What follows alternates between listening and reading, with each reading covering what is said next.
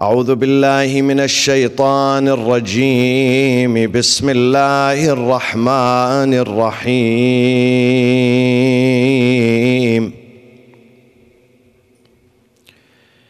يا أيها الناس اتقوا ربكم الذي خلقكم من نفس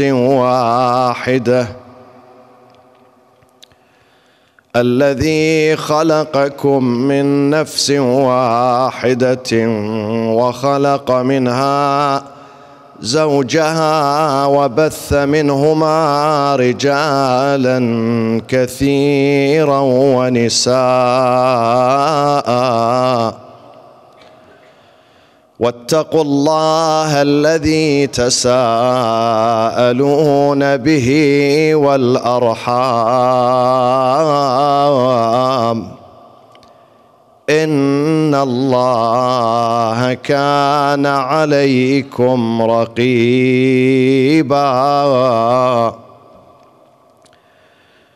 Refresh your minds and your sessions and your souls with a loud salawat for Muhammad wa Ali Muhammad.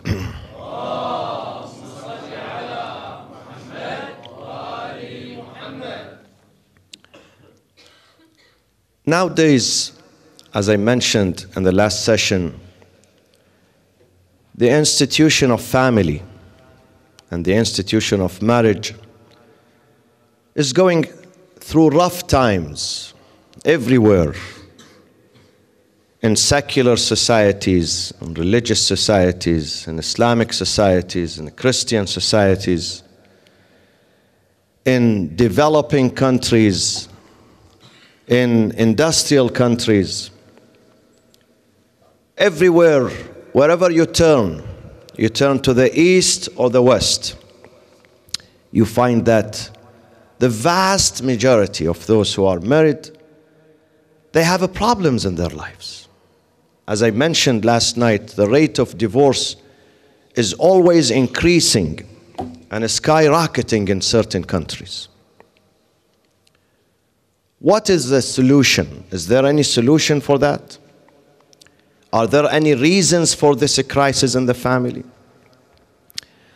One of the friends told me today that most of the attendees are still single. So you are talking about marriage problems in a single community. But even if this is true, I know maybe the majority of you are still single. The minority of you are married and you have children. And some of you, like me, you have grandchildren too. Even if you are still single, you have to prepare for your future from now. You have to do your homework, to begin doing your homework for a stable life, stable marriage, productive marriage.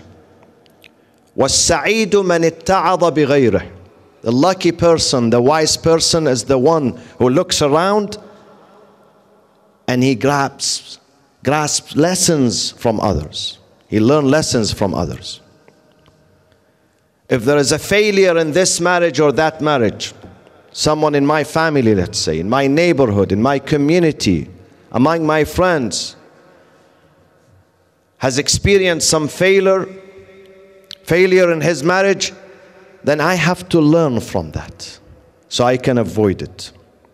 You have to work hard years before you get married to learn how to stabilize your marriage and make it an institution of real happiness and peace and stability. I mentioned last night the main reason for us to get married. There are many reasons. But the main reason and the main goal is mentioned in the Quran. Surah Al-Rum. لِتَسْكُنُوا إِلَيْهَا. So in this troubled world around us, people are killing each other in several countries. People are taking advantage of each other's. Countries are threatening each other. We can find a shelter. At the end of the day, we can go home, find some rest, some hope, some peace, some happiness. a smile in the midst of this troubled world. But that, my friends, my dear brothers and sisters, that does not come from vacuum. This is not just luck falling upon us from the sky. Someone is very lucky, he got a very good wife, and the other was not very lucky. No, it's because of him and it's because of her. The journey towards a stable marriage and healthy marriage begins several years before you decide to get married. First of all, you have to learn. You have to look around you. Those families who are happy, why they are happy? Those families who are miserable. And these marriages that are falling apart, what's the reason for that? We have to learn. And last night, I touched upon a very sensitive and very important element of the success or the failure in any marriage. And I said, for us to make our marriages and our families and our homes prosperous and happy, and at least Islamic in the eyes of God. You know, the hadith says, when there is a marriage in any place, in any property, in any house, that is going to be the cause of happiness for God. And when there is a divorce, or a conflict, or a separation in any family or in any house, it is going to be the cause of unhappiness and sometimes anger. Sometimes anger. For God Himself. ما بني بناء في الإسلام أحب إلى الله تعالى من التزويج. No institution, no foundation, no establishment, no building, no organization has been built on earth dearer, closer, more important in the eyes of God than the institution of marriage and family. That's the institution number one in the eyes of God. So He wants to see that institution happy and productive and healthy. Yesterday I spoke about the role of the husband and the role of the wife. Some people get married, but they are confused or unaware or ignorant about their role in the family. A man gets married, he doesn't know what are his responsibilities, what his responsibilities are. The wife gets married and she doesn't know what is her duty. And then after a few weeks, when the happiness, when the honeymoon, when the parties, when the wedding subsides after a few days, you start seeing the problems. They start emerging in the family. The conflict begins because of the misunderstanding, because they were not prepared, because they were not aware of their role and their duties. And I mentioned that every father and every husband has two major roles. The moral, being the guide, being the flagship for his family. The moral protection. Second is the material protection, the money, the financial help, the financial support. But before the money comes, the moral guide, spiritual guide. Your father has to be the closest person to you. Your father has to be the closest friend to you. You as a son, as a daughter. The same thing with your mother. Before you go, when you have a problem in your life, before you go to someone outside your family, you have to go to your father. If you maintain this relationship with your father, then this marriage is successful. Your father is a good father and you are a good son too. The same thing with your mother. If you as a female, whenever an issue comes up, before you go and complain to anyone or to share it with anyone outside the family, you go to your mother. Your friendship to your mother, with your mother, enables you to go and share with her your suffering, your pain, your anxieties.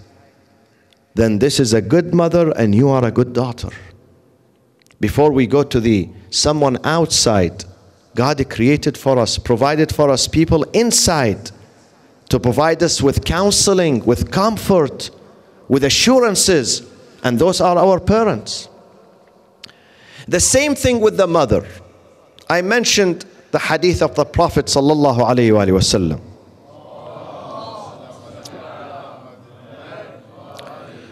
When some good and noble wives and mothers during his time, they saw him calling upon men to go to jihad, to defend Islam against the enemies.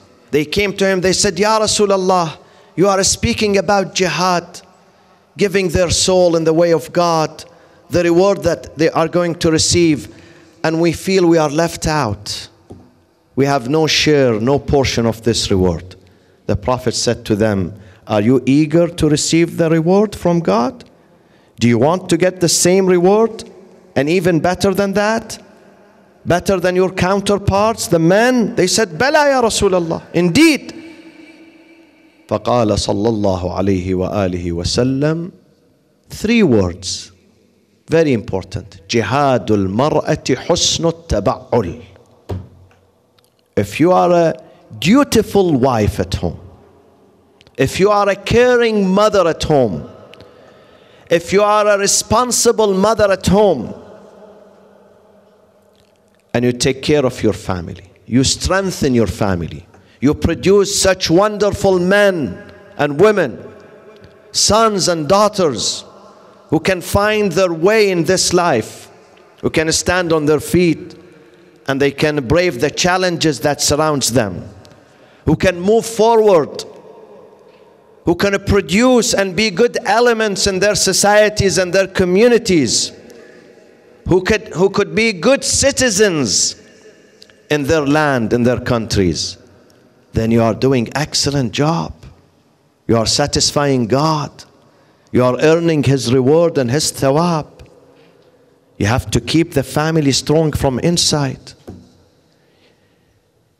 Your role and your job as a good mother, as a good wife, loyal wife, is not less than that man who carries his gun or his sword and he travels to the battlefield to expose himself to the danger to defend his country and his community.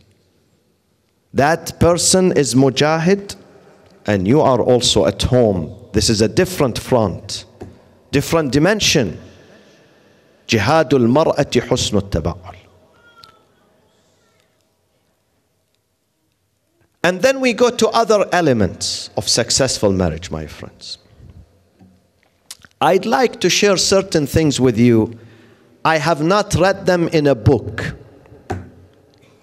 neither an article in a newspaper or magazine, neither a movie, nor a documentary. This is from my own experience for the last 30 years of my own marriage. I'd like to share it with you. How to strengthen your marriage, how to keep your family, your wife, your children, even your grandchildren, even your brothers and sisters, the extended family, keep them strong and inspired. These are the following steps. Some of the steps that has to be taken, my friends, by you and you, by the brothers, by the sisters, those of you who are married and those who are single. I have another word with you at the end of this session tonight, inshallah. But you have to be prepared for that. Another element, another recipe of a successful marriage, a stable marriage in Islam, is to foster friendship in the family. The man and the woman in the family are not just a husband and wife. There is something more than being a husband and a wife, and that is being friends and being a true friends. The marriage is not only a physical relationship. Many people look at marriage, they perceive it as being a means for physical gratification, period. No more than that. And this is wrong. This is misconception about marriage. The marriage, you don't have only physical convergence. You must have also spiritual and mental and emotional convergence between the husband and the wife. And this is mentioned in the Quran. هُنَّ لِبَاسٌ لَكُمْ وَأَنْتُمْ لِبَاسٌ لَهُنْ. Both of you are garments for each other. The garment that beautifies, brings attraction, beauty, warmth, protection, elegance. هُنَّ لِبَاسٌ لَكُمْ وَأَنْتُمْ لِبَاسٌ لَهُنْ. Each one should protect the other, defend the other, beautify the other, take care of the other. So it is a spiritual. You know what the survey says the other day? I read a survey, a study actually. They say they made a survey examining men and women who are sick. And they found out that if the husband touches his wife, not a touch with lust, not a sexual one, just a normal touch. He puts his palm, his hand on her hand while she's sick. This brief touch is going to expedite the process of healing. She's going to get healed faster. They found that in a study, on a survey or many couples in America. And this is exactly what the Quran says. هُنَّ لِبَاسٌ لَكُمْ وَأَنْتُمْ لِبَاسٌ لَهُنْ. You are a protection for each other, healing for each other. يَا أَيُّهَا النَّاسُ اتَّقُوا رَبَّكُمُ الَّذِي خَلَقَكُم مِّن نَفْسٍ وَاحِدَةٍ. من نفس واحدة, the same soul. Both souls are getting together, being mixed with each other, blended with each other, and then are being put in two different bodies. But the soul is the same. من نفس واحدة. وَخَلَقَ مِنْهَا زَوْجَهَا. From the same soul, from the same substance, not something else, created its own mate from it. So they have to converge together. In a marriage where the husband considers the house just as bed and breakfast, he thinks that he has to go home at the end of the day exhausted and tired, and the food is ready, and the bed is ready, and his dress is ready, and his shoes is cleaned, and that's it. No more responsibilities, no more contributions. That marriage is apt to collapse one day, because there is no spiritual convergence. There is no spiritual harmony. And when a friendship is missing, if you cannot form a friendship with your husband or with your wife, then that marriage is going to experience a lot of loss, a lot of danger. Harmony is going to be missing. When you cannot forge or foster true friendship with your partner at home, you're going to seek it outside the home. And then here we have the issue of betrayal, infidelity. And we read about these stories almost every day. Because they could not form the friendship inside the house between them. And each person today, male or female, young or adult or old, they yearn for a true friendship. You need in your life, you need someone that you can depend on him, you can trust him, you can confide in him, you can share with him. So if that person is not your partner at home, then you start seeking him outside the house. And then you're going to inflict more damage on yourself and your family. هُنَّ لِبَاسٌ لَكُمْ وَأَنْتُمْ لِبَاسٌ لَهُنْ. And a friendship does not come easy, my friends. You have to struggle for it. You have to work hard in order for you to achieve it. You have to work very hard. Step by step and a brick by a brick, you build the friendship. And one of the most important ingredients of a friendship is the mutual trust. If you can build up this trust between you and your spouse? You trust each other. Then you're going to build new friendship, strong friendship. But if there is no trust, if marriage is based on suspicion, he suspects about her and she suspects about him. He does not believe in her and she does not believe in everything he says. Whatever he says, she does not believe. Then trust is missing. And trust is not easy to achieve. It's not easy. You have to work hard. You have to go through tests. You have to go through ups and downs in order for you to build this trust. The trust is not built overnight. It takes sometimes years to build up this trust, mutual trust. And then if that trust is lost, then in most cases it's going to be lost forever.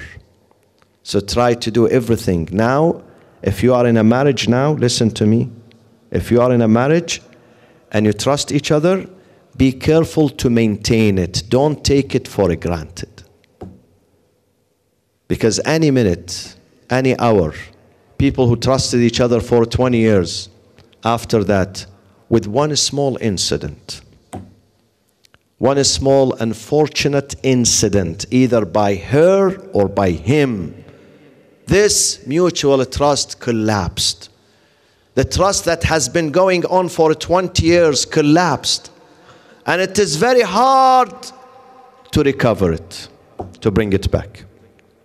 So one of them, a mutual trust. Nothing in this life, my friends, is more enjoyable and more beautiful than having someone next to you in this life. Than sharing your life with someone that you can trust.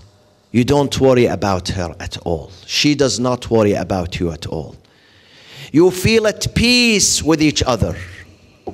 You feel at peace. When you live with her, you enjoy the taste of peace. You are not worried. And this is exactly the purpose of marriage. The purpose of marriage is not for my wife to cook good food for me, because maybe I can find good food somewhere else. Zaytun is here and whatever the other one. Behisht is there and there is good food. You can eat outside. It's not for someone to prepare my dress for me. I can take it to the laundry outside. It's for someone to provide me with emotional security. Emotional security. Psychological security. When I am worried, when I have fear in my heart, I can seek shelter in that person. That person speaks to me. That person gives me assurance, so I know I am fine, I am good.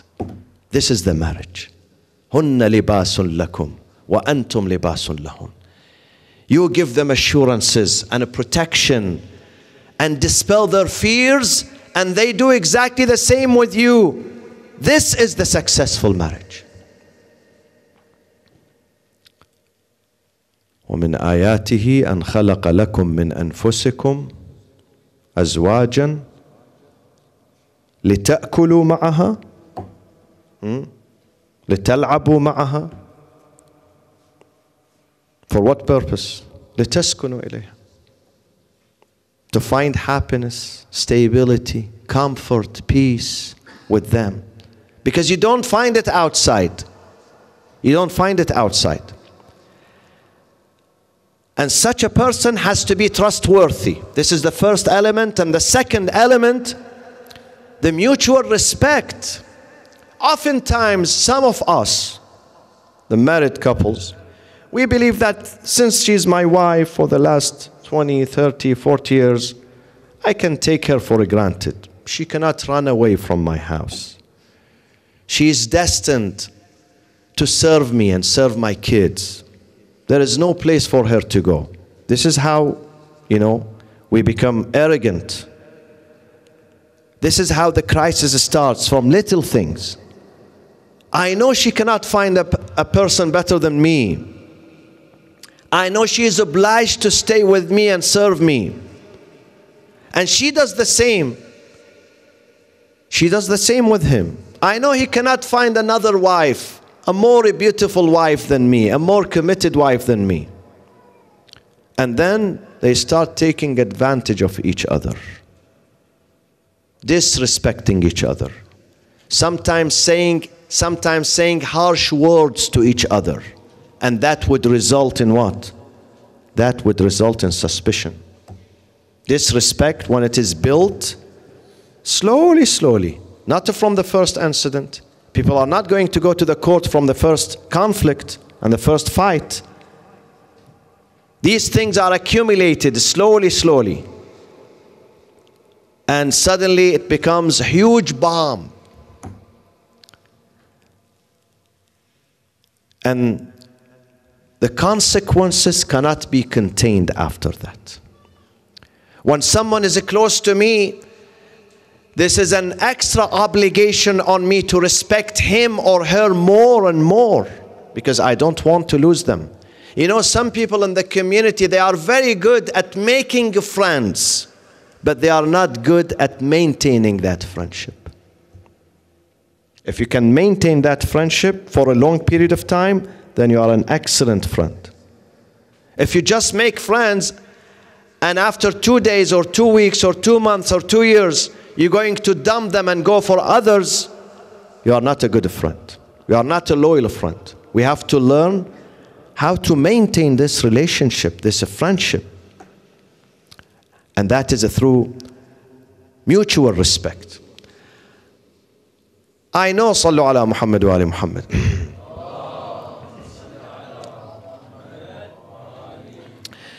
Some spouses, men or women, they do very good outside the house in terms of relationships, building trust, building respect with others. They are excellent. With her boss, she is very good. Her boss is okay with her. He endorses her, he accepts her. He wants her in his office. With her friends, she is superb, excellent. With her maybe extended family members, she is very good. With the strangers outside, she deals with them with respect. But when it comes to that poor man in the house, he is disrespected. She takes advantage of him. She takes him for granted because this is her husband. لا شفيع للمرأة أنجع لا شفيع للمرأة عند ربها أنجع من رضا زوجها. No intercessor is more powerful and more influential for a wife with her Lord than her own husband, than her own husband at home. She is responsible before him. She has a responsibility. And the same thing with the wife. The same thing with the husband. The husband is responsible before his wife. I know many of people in the community. He does very well outside the house. His relationship with others, he's so humble. He's so caring. He's very thoughtful of others. But when it comes to his own wife, his own children, he forgets about them. He's not dutiful. He doesn't pay them attention. He's arrogant inside the house. My friends, our families are the first arena for us to exercise our humility and our patience and our tolerance and our forgiveness. If I can practice that first and foremost with my family at home, I would succeed in practicing it outside the home with others. If I fail doing that inside the house, outside the house is not going to help me. أكرمكم عن رسول الله صلى الله عليه وآله وسلم أكرمكم أكرمكم لأهله وأنا أكرمكم لأهلي or لأهله. The most kind of you, the most generous of you, the most dutiful of you is the one who is the closest to his own family first. Before you go to the outsiders, take care of your own family, take care of your own children. Take care of those who are dependent on you, your generosity, your attention, your love, your care. Then the Prophet says, and I am among you all Muslims. I am among you the most dutiful and the most generous to my own family.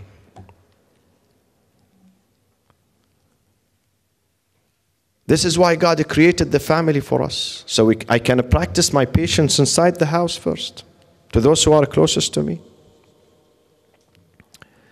So that was the second element, mutual trust followed by mutual respect. Then there is another element, and that is the mutual fairness, my friends. Fairness, insaf.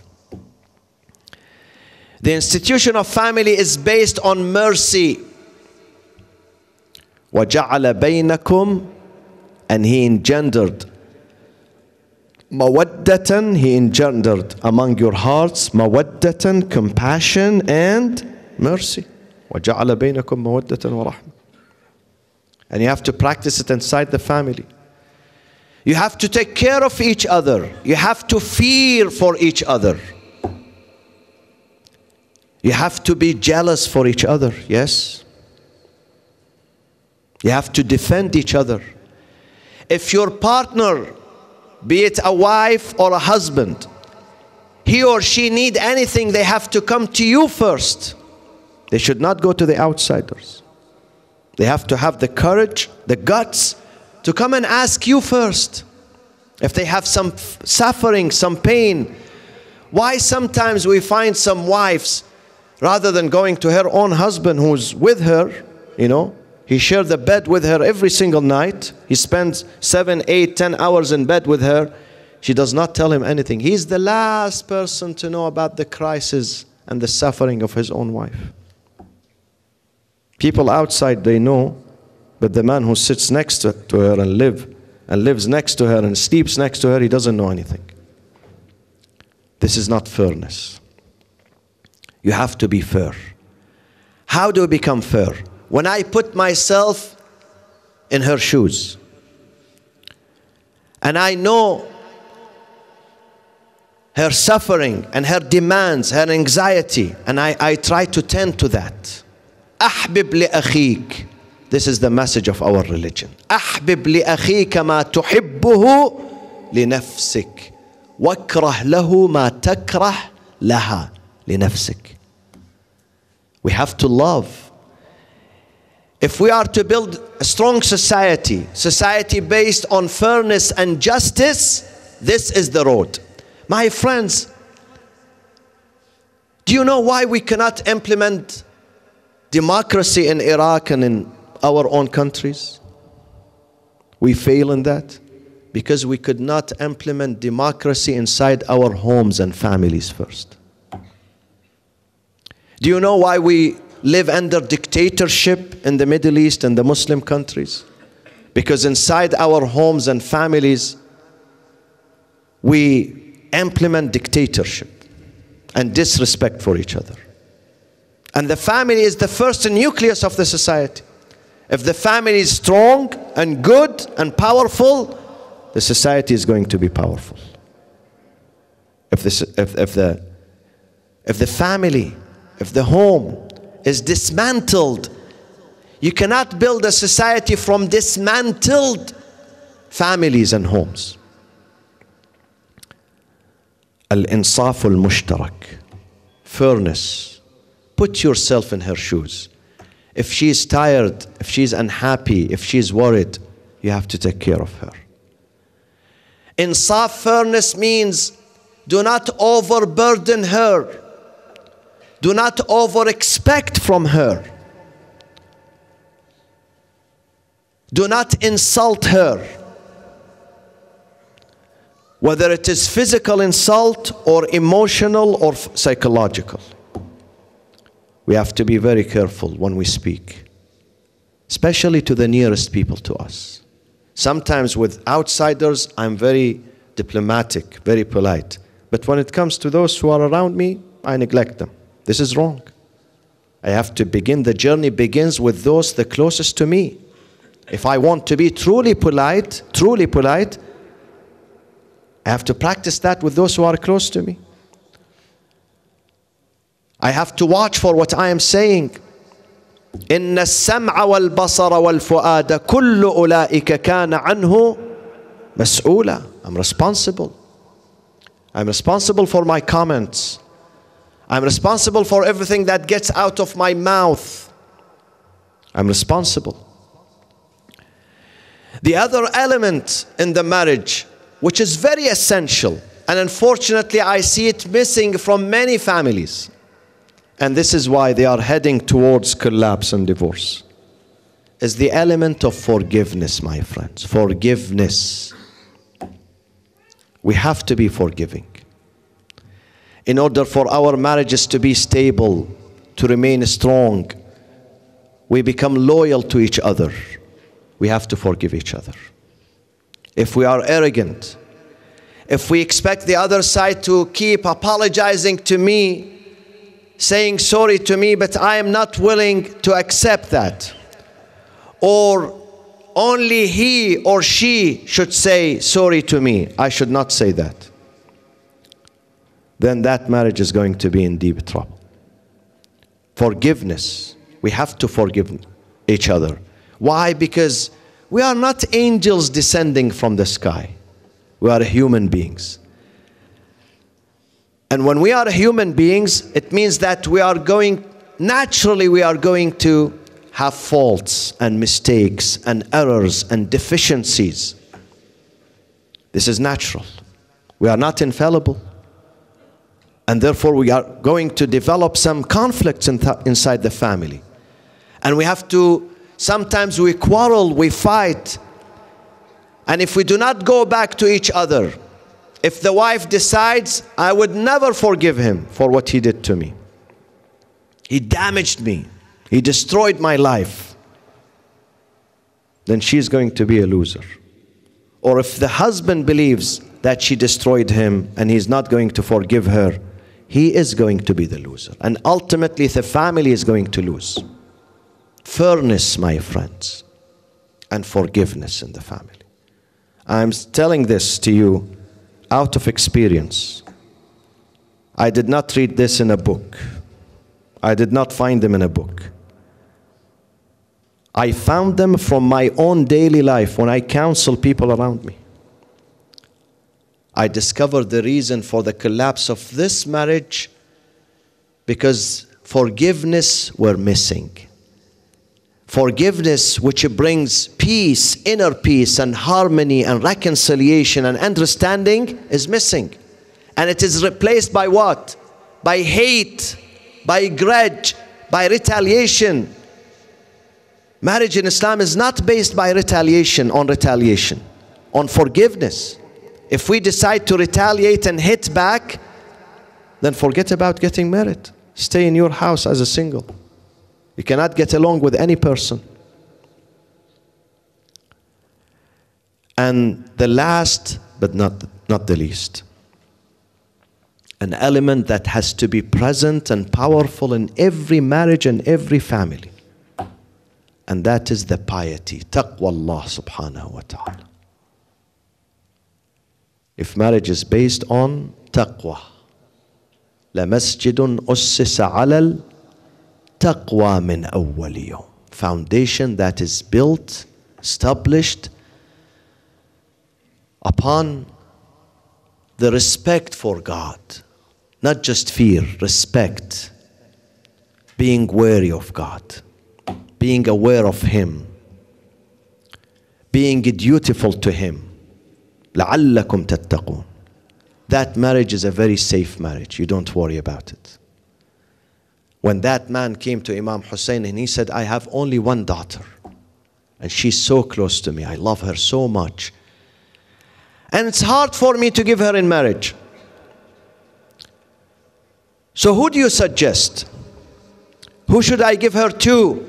The Imam said to him, زوجها ممن يتق الله تعالى. If you can find someone who really has the love and the fear and the reverence of God in his heart, true love for God, and a true reverence and true respect, then you don't have to worry about her. Give her to her husband and let them go home. Don't worry about her. Go and sleep in peace. فَإِنْ أَحَبَّهَا أَكْرَمَهَا. If he falls in love with her, he's going to cherish her and nurture her. He's going to honor her. وَإِنْ لَمْ يُحِبْهَا. Maybe for a reason they did not get well. لَمْ يَظْلِمْهَا. He's not going to abuse her. Why? Because before he sees you, before he sees the police and the court, he can see Allah subhanahu wa ta'ala. أَلَمْ يَعْلَمْ بِأَنَّ اللَّهَ يَرَى. أَلَمْ يَعْلَمْ بِأَنَّ اللَّهَ يَرَى. What really is going to keep us at bay from abusing others, incurring injustice on others, is the fear of Allah. I know that I'll be held accountable even if I can get away with it today in this life. I can get away with the police, with the court, with the lawyers. I can run away from it. But on that final day, I cannot. Because everything is documented. Everything is there. وَوَضِعَ الْكِتَابِ فَتَرَى الْمُجْرِمِينَ مُشْفِقِينَ مِمَّا فِيهِ. Their book, when it is opened on that day, the sinners are going to be very fearful of that. وَيَقُولُونَ يَا وَيْلَتَنَا.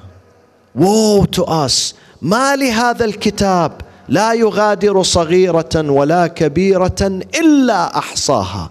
What a book is this? That nothing big or small, but being documented there. إِلَّا أَحْصَاهَا. It is accounted there. وَوَجَدُوا مَا عَمِلُوا حَاضِرًا وَلَا يَظْلِمُ رَبُّكَ أَحَدًا. Can we get away from that court? Impossible. Yes, we can get away with this court here. I know in America they hire best attorneys. Even a murderer can be saved from death, from punishment. You pay a lot of money, but can you bribe that court? The final court? The divine court? Can we bribe it? Can we run away from it? وَوَجَدُوا مَا عَمِلُوا حَاضِرًا وَلَا يَظْلِمُ رَبُّكَ أَحَدًا. So be careful. اتقوا ربكم الذي خلقكم من نفس واحدة. Be careful. Be responsible. My friends, if you are married, listen to this. Your family is an amana given to you, a trust. You have to take care of it. And God is testing you in your family.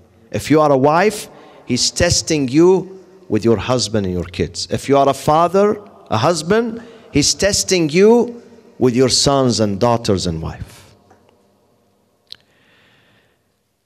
And then working in the family and helping your family is a form of servitude to God. Ibadah. You are serving Him. Sometimes you want to earn some thawab through donations. You give money to an institution. You make some points. You earn some thawab, some reward. Sometimes through teaching. Sometimes through sacrificing. Sometimes through traveling here and there. Through guiding, sheltering an orphan, feeding a hungry.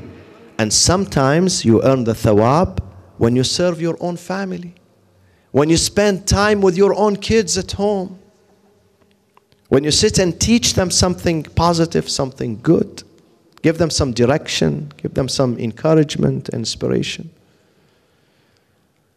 I have seen many daughters who flee their homes, and when they come and we ask them, what's wrong? Your house is very beautiful, the mansion you live in, you know, the comfort of your house, the food, the car that you have.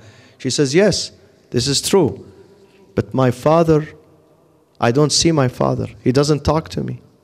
He doesn't spend time with us. My father is a surgeon, he's a doctor, he's busy 24 hours, making money, money, money, money. Making money for what? Making money and losing your children? Is this good? We make money to keep the family together. We don't make money to lose the family.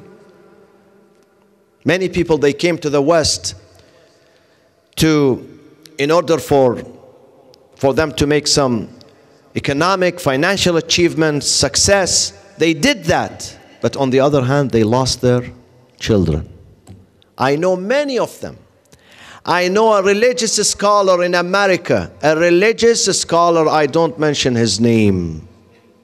He was an imam of a mosque in America. His son became a priest in a church in America. His own son, not a grandson, his own son. Don't be surprised. Why? Because that imam, he took care of the community, but he did not take care of his own children. He neglected his own children. And for those of you, and this is my final statement, who are still single, I see many of you here. And I believe in my next trip, I am going to see you married and probably with children. Inshallah ta'ala. This is very promising. You, my dear brothers and sisters, in order for you to plan for your marriage, in order for you to avoid the mistakes of your relatives and your friends, you have to consult. I know some of you fall in love with the opposite gender. And I know marriage is a private business. And I know you tell your parents, I want to live with her, not you. I want to spend the rest of my time with her, not you. It's all correct. But at the same time, you want to be independent, you want to be by yourself, very good. Then when you have a problem, don't go to your parents. When you have a conflict, when your wife throws you outside the house, don't go to your parents' house. Or when your husband kicks you outside, don't go to your parent. Don't go to them. You have to have consultation with your parents when it comes to marriage. Do not disregard them. Maybe your father is not a graduate of a prestigious university in Europe or America. Maybe your father is an illiterate. He does not read or write. But he has some wisdom. In the affairs of this life, in the family affairs, he has some experience. So you have to consult with them. You have to consult with your mother, even with some of your siblings. Consult with them. I'm not saying marry the one that your father loves or your mother cherishes or admires. No. Marry the one that you love, but with the consultation of wise people in your family. Don't do that by yourself. Especially for you sisters. Especially for you. If you want your husband to respect you, to honor you, to take care of you, you have to have the support of your own family, the backing of your own parents. But if that man finds out that your own family do not like you, your own family do not support you, you think he's going to take care of you? He's not going to take care of you. So think about this and keep it with you. Remember it at the time of marriage. At the time of marriage, remember to consult with your parents. Tell them what you think. Because marriage in Islam is not a union between two individuals. It's a union between two families. Maybe in the West here, it's a union between only two individuals. There is no third person. But in Islam, two families getting together. This is why we have in-laws. And we have to respect our in-laws. In order for your marriage to remain strong, you need the blessing of your entire family. So keep this in your mind. AlBanin alayha salam. What a wonderful mother who produced wonderful children. Wonderful children. Last year I went to the Mormon church in Utah, Salt Lake City. And I asked one of their prophets, they call him prophets. They have certain hierarchies. And I said to him, what is the secret of you guys keeping your families together? You give an order to your son at the age of 17 and your son says to you, yes, sir. He's born and raised in America in this culture, but he would never disobey you. What is the secret? He said, Imam, you know what's the secret of that? Secret is we raise them well. From the age of 2, we sit and talk to them and we teach them the Bible and we teach them how to respect their parents. We attend to them. We don't neglect them. So at the age of 17 and 18, they would listen to us. They have no place to go. No other person in their life. AlBanin alayhi salam, how she was able to convince her 4 children to accompany their master and their leader, Imam Hoseine. Because she raised them very well. She fed them very well. She gave them the spiritual food, the intellectual food, the mental food, the safe food that made them resilient, made them strong. They decided to join the ranks of their master, Abu Abdullah Al-Hoseine. On the eve of Ashura, Imam Hussein stands and he says, my companions, أصحابي هذا الليل قد غشيكم فاتخذوه جملا. Take advantage of the darkness of the night. I don't want you to be killed with me. إن القوم لا يطلبون أحدا سواي. I am the most wanted, not you. So why do you kill yourself? The very first person who stood and said, no, ya Aba Abdullah, the very first one was his brother Abu al-Fadl al-Abbas.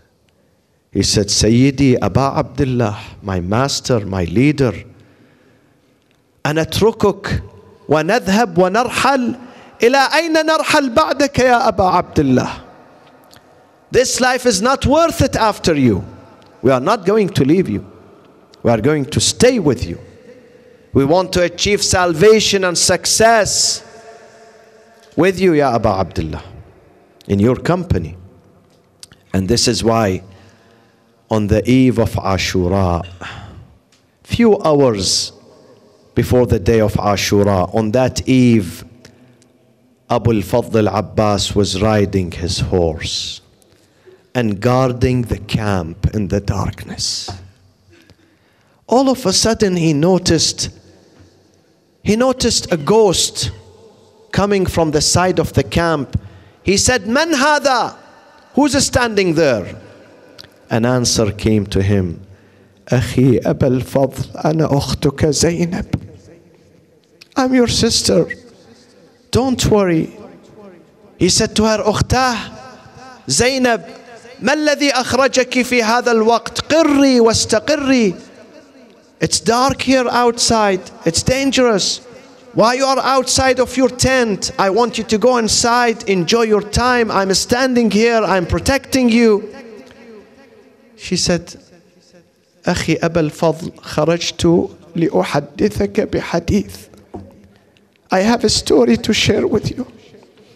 I kept this story. I didn't tell you this story so far. You've been my brother for the last 33 years. I didn't get a chance to share this story with you. Do you have time to listen to this story? He said, indeed. بلا حدثيني يا أختاه فقد حلا وقت الحديث. Of course I have time for you. I'd love to listen to this story. Share it with me now. She said, أخي أبا الفضل لما ماتت أمنا فاطمة when our noble mother Fatima الزهراء died. حزن عليها أبونا أمير المؤمنين حزنا شديدا. Our father was distressed, distraught for a long period of time. He was stressed out. He was confused because of the loss of Fatima. No one could come and replace her. وبعد مدة من الزمن. After many years, he summoned his brother, his sibling عقيل. قال له يا عقيل اخطب لي امرأة ولدتها الفحولة من العرب. I want you to go and find me a lady that belongs to a noble tribe, noble family, a family of magnanimity and chivalry and courage and honesty. وكان عقيل عارفا بأنساب العرب. Aqil was an expert who knows all the Arab families in the area. So Aqil came asking for your mother's hand, Fatima. He asked for her hand for his brother Amir al-Mu'mineen, my father and your father. And then when Aqil asked Amir al-Mu'mineen, وَمَا تَصْنَعُ بِهَا يَا أَمِيرَ الْمُؤْمِنِينَ? Why do you insisting on having a lady that was born and raised in a family of magnanimity and chivalry and courage? He said to him, لِأُرْزَقَ مِنْهَا وَلَدًا أَدَّخِرُهُ لِيَوْمِ الشِّدَّةِ. So God would give me a son from her, of her, that I am going to save him for the day of distress. And then Lady Zainab turned to Abbas alayhi salam. She said, أخي أبا الفضل هذا يومك البنات بناتك والأخوات أخواتك فلا تقصر في نصرة أخيك الحسين. Today is your day. Your father has saved you. This is a long journey that is going to terminate tomorrow. It is your day. You have been preordained, predestined for this day to stand next to your brother, to your master Abi Abdullah al-Hoseine. Therefore, on the day of Ashura, Abil Fadl al-Abbas could not stand anymore. He used to come to his brother, Akhi Aba Abdullah, إِئْذَنْ لِي فِي الْقِتَالِ. Give me permission, please. He would plead to him. He would beg him to give him permission. But Imam Hussein was reluctant. He said to him, أخي أبا الفضل أنت العلامة من عسكري وحامل لوائي. You are the standard bearer. You are the landmark of my army and my soldiers. If you go away, who is going to keep my army strong? Who is going to defend my camp? Until he insisted on him.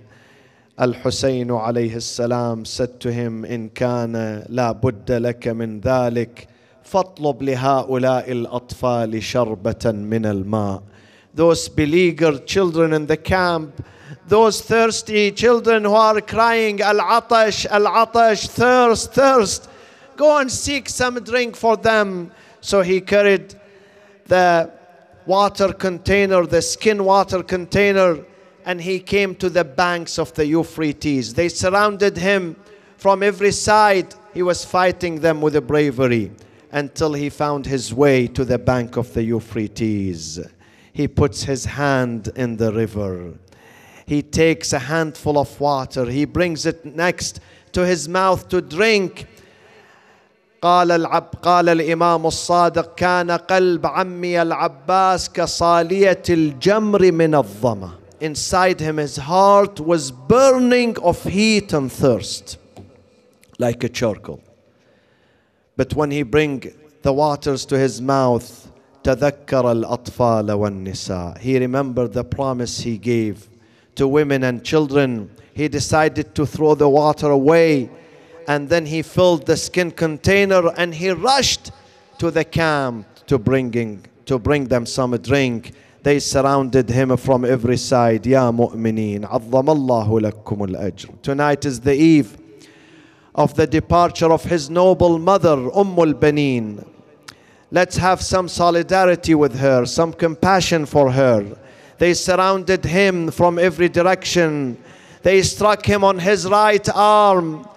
He said, Wallahi in qata'tum yamini inni uhami abadan an dini. If you sever and separate my arm from me, I would continue my path and my journey, defending my religion, my faith, my cause. Wallahi in qata'tum yamini inni uhami abadan an dini. وعن إمام صادق اليقين نجل النبي الطاهر الأمين. I would keep defending my Imam, my master. He's the offspring. He's the grandson of that noble prophet of God. They hit him again on his left arm. عظم الله لكم الأجر. He kept fighting until he was tired. He stood a little bit. One of the arrows came and he pierced the skin container. The water was dispersed. Al-Abbas stood there. He has no arms to fight. He has no water to take to the camp. While he was standing there, Al-Hoseine heard his cry, Akhi Aba Abdullah Adrikni. Imam Hussein rushed to him. He found him on the battlefield. قال أخي الآن انكسر ظهري. My backbone has been broken now. وقلت حيلتي وشمت بعدوي. شيخ علي تفضل. نسألك اللهم وندعوك باسمك العظيم الأعظم الأعز الأجل الأكرم يا الله اقض حوائجنا للدنيا والآخرة. تقبل هذا القليل منا ومن الحاضرين وعجل في فرج سيدنا ومولانا صاحب العصر والزمان